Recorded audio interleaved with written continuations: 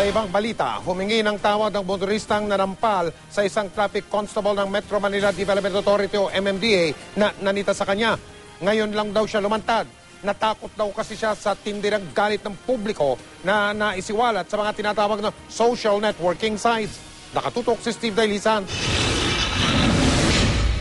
Kalmado at maamong Robert Blair Carabuena ang humarap sa tanggapan ng MMDA kaninang umaga.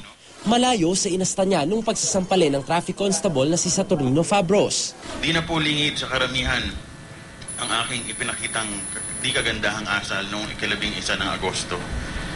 Sa iyo, Mang Sani, at sa inyong 6 na anak, ako po ay humihingi ng inyong kapatawaran.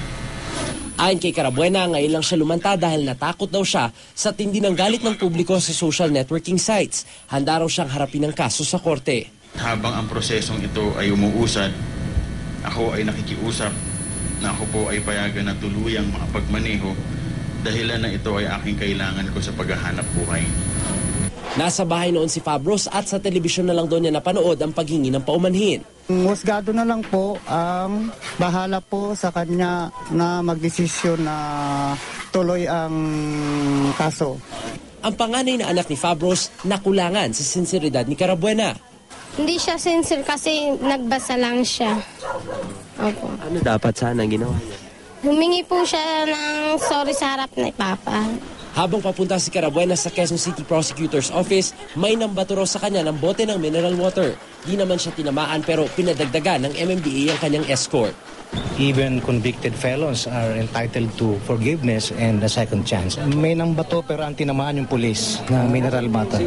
Ang nagatid sa kanya, pulis at saka MMDA ngayon, humihingi rin sila ng proteksyon na makaalis dito ng hindi nasasaktan. Kasi natatakot sila na baka batuhin sila o sigawan sila.